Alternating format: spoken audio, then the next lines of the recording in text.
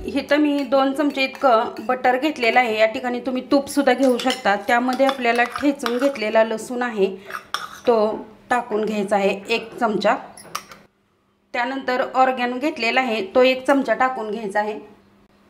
अर्धा चमचा chilli flakes, लहान मुलं जर खाणार असतील तर चिली फ्लेक्स आहे ते कमीच टाकायचे आहे आणि थोडंसं मीठ टाकायचं आहे। हे व्यवस्थित असं मिक्स करून घ्यायचं आहे यामध्ये। अशा पद्धतीनं हे मिश्रण आहे ते काहीसं असं तयार झालेलं आहे, पाहू शकताय तुम्ही। साईडला ठेवू।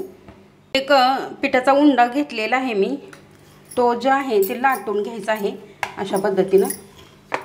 ही छोटीशी पोळी लाटून झाल्यानंतर जे मिश्रण आहे ते यावरती जे पसरून घ्यायचं आहे 1 चमचा।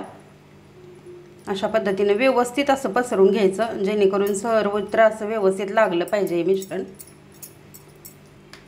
आणि त्यानंतर ही बाजू आहे ती फोल्ड करून घ्यायची दोन्ही साइड सुद्धा अशा पद्धतीनं। थोडंसं हाताने आहे ते प्रेस करून घ्यायचं आणि गोल अशी गुंडाळी करून घ्यायची या पद्धतीनं। मस्त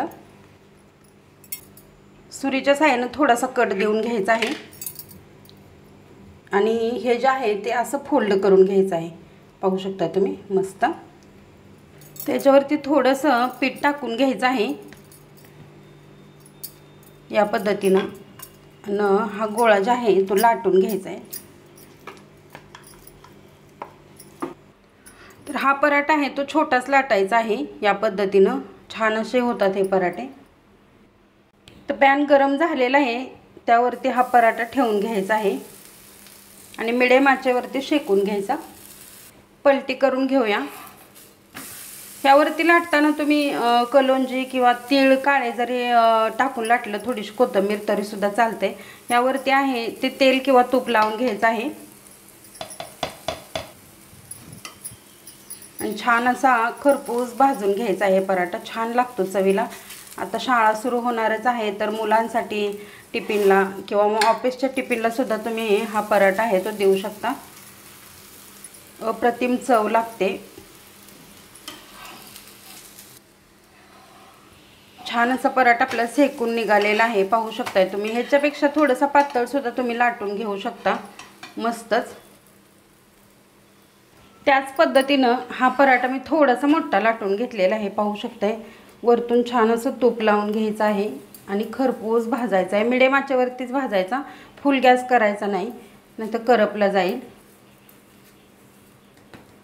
ह्याला ना कोथिंबीर आणि थोडीशी कलोंजी लावून घेतलेली आहे मी।